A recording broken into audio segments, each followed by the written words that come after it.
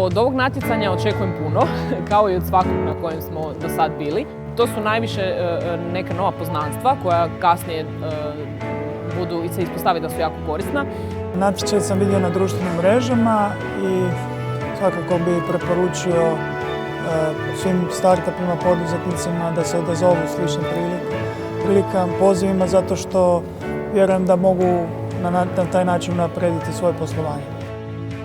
Prijavili smo se na HRID-ov natječaj i zapravo veoma nas je iznenadilo što neka politička stranka podržava mlade i inovativne ljude koji se nastoje upuštati u poduzetništvo. Preporučio bih svim mladim poduzetnicima da se prijave za HRID-ov Stand Up for Startup, da nauče nešto novo i da imaju jedno super iskustvo.